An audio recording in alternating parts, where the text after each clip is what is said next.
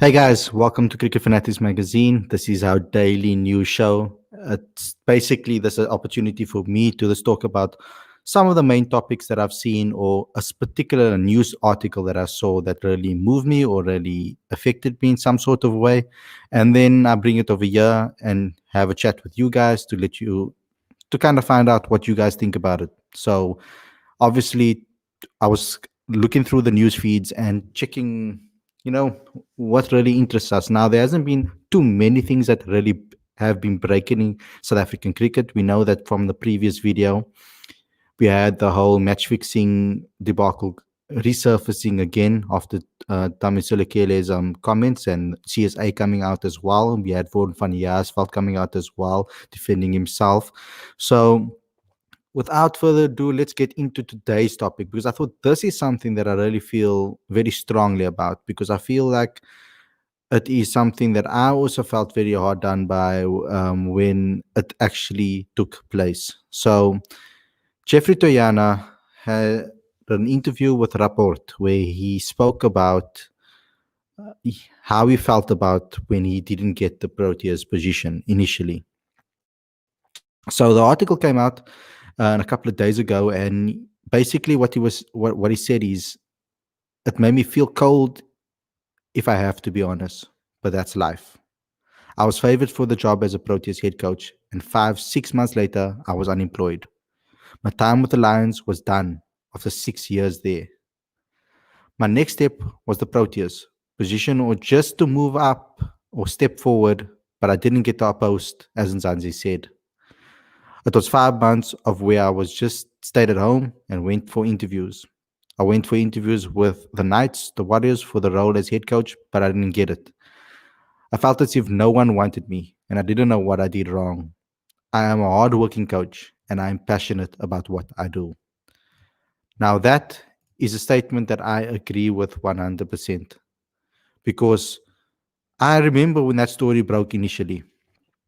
I phoned up Geoffrey Toyana to do an article with him about the position, and we had a long conversation. Some things were said off the record, and some things were said on the record. But I generally got the confidence from the interview that he was going to get the position. I wrote a column about it. He was supposed to come after Russell Domingo, and I thought that it was a perfect position at the time, and I thought it was a perfect position for Geoffrey Toyana at the time, because I think that he is one of our best coaches in the country. He is one of the best coaches in the country, and particularly because of the way he works with youngsters. I mean, I've seen the relationship Geoffrey has with a lot of the players that have played under him. I've seen his time with Northerns even. I could see how the youngsters reacted to him. And it was quite strange or quite frustrating for me to see him just be put on the side like that. I mean, from being a successful Lions coach, winning 4 trophies, I think it was in his first 3 years, or 4 trophies in his first 3 seasons in charge of the Lions.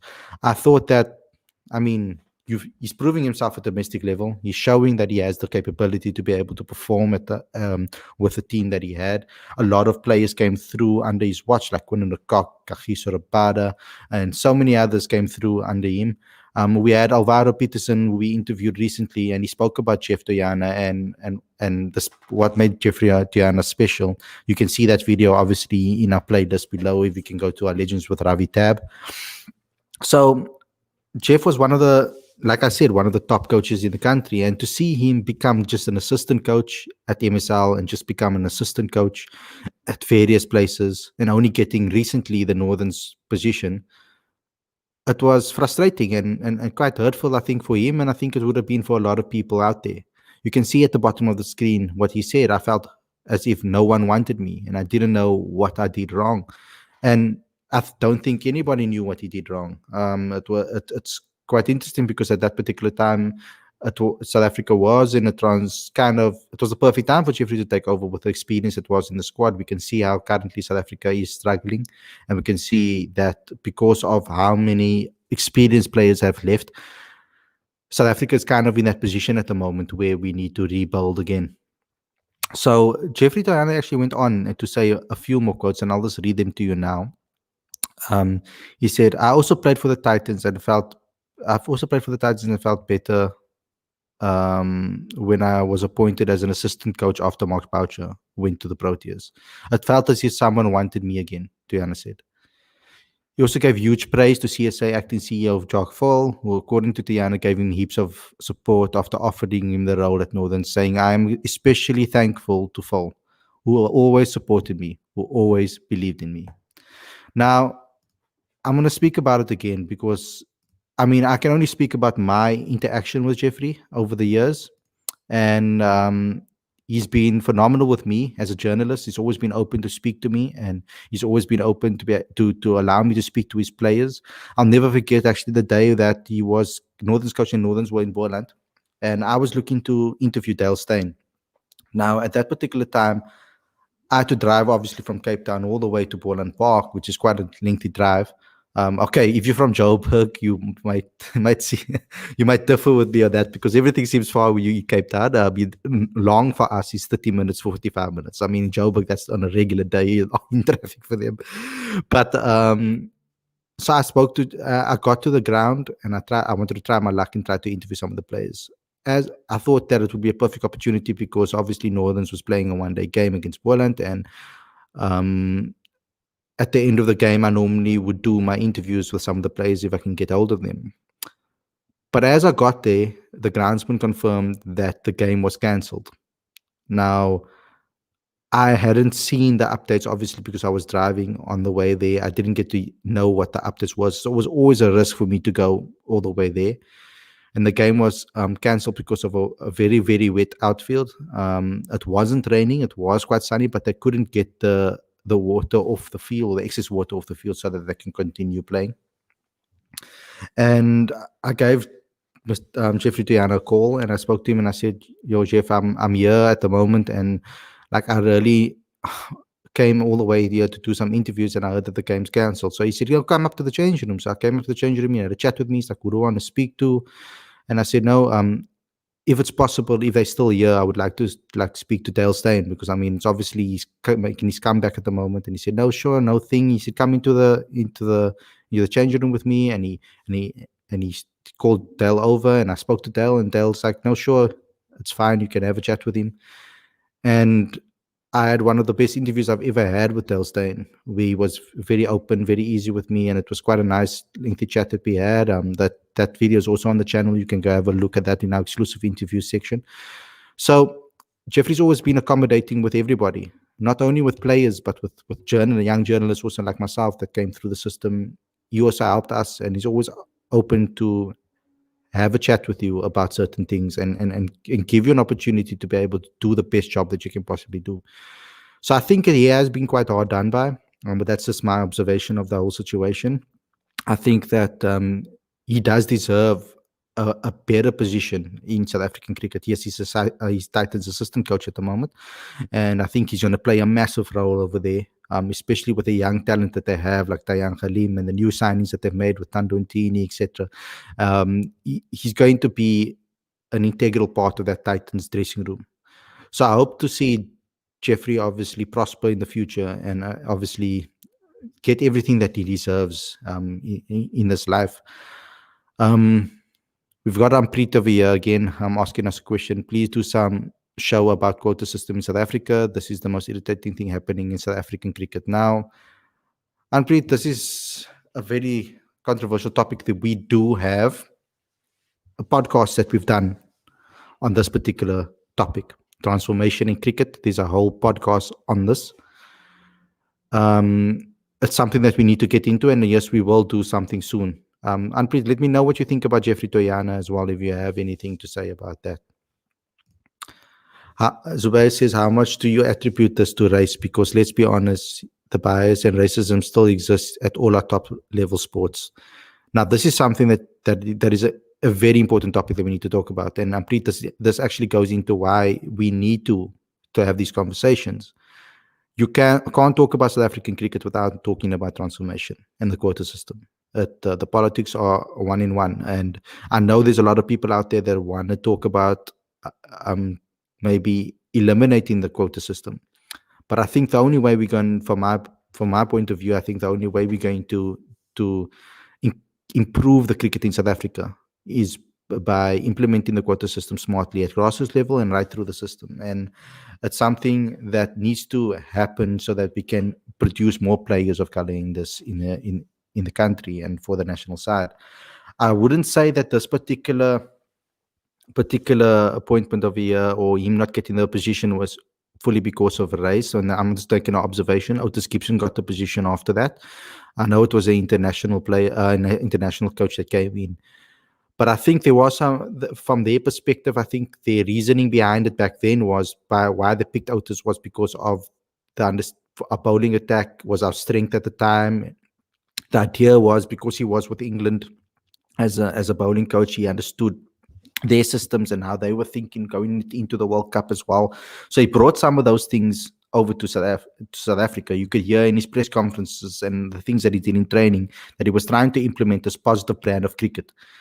I just think that when Otis was running the whole positive brand of cricketing, we were lacking the players that were able to be able to have the freedom to be able to switch between the two. So we wanted to play this positive brand of cricket, but at all costs. So we wouldn't think about when we would accelerate and when we wouldn't accelerate, or when we will play aggressively and when we don't. Sometimes you need to sit back and just keep and just hold your own and defend and play a little bit of defensive so that you can keep things in. There were times when we lose our first opening batsman because of a stupid shot, or the top three because of a stupid shot, and we'd continue to play that. We wouldn't reverse back into our defensive mode and say, look here, we just need to steady this innings, get our eye in, and then we can start playing explosive again.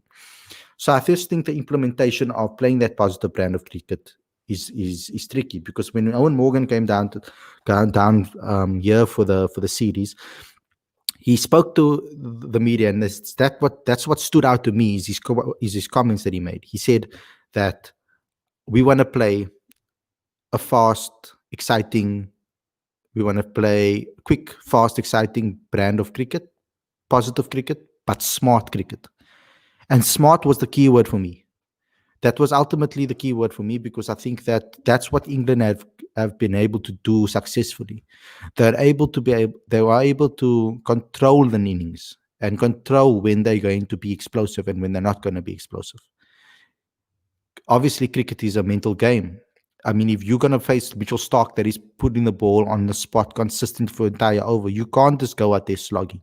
You need to be able to bat smart. You need to be able to see out his over, and then attack the player that is not getting it on target. So there's loads of things that we can talk about with regards to that. So basically, just follow up to my question: why then appoint Mark Barcher instead of Toyana? So this is obviously a very difficult topic to talk about, and it's obviously a very controversial topic to talk about. I think when Graham Smith came in, Graham Smith went with what he knew. So he knows Mark Boucher, and he understands Mark Boucher's principles.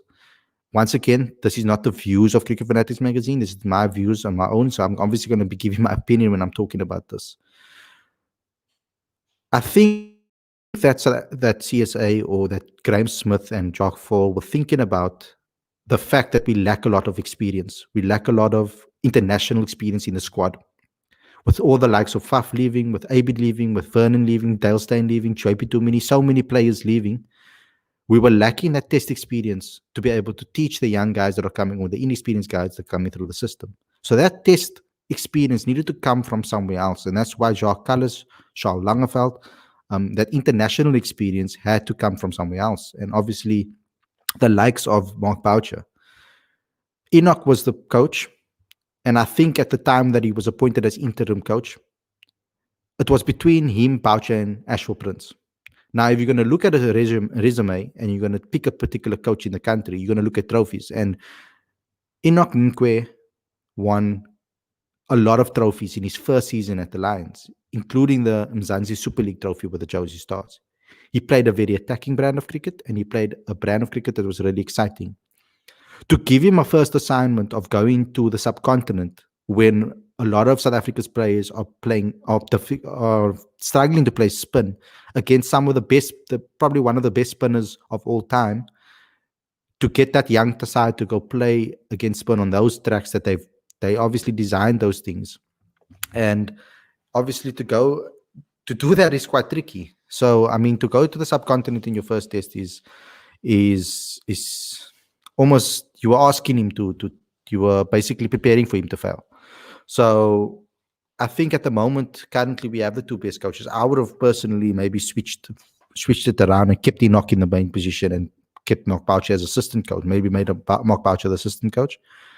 It's strange because something similar is now happening to Mayabonge Maketa.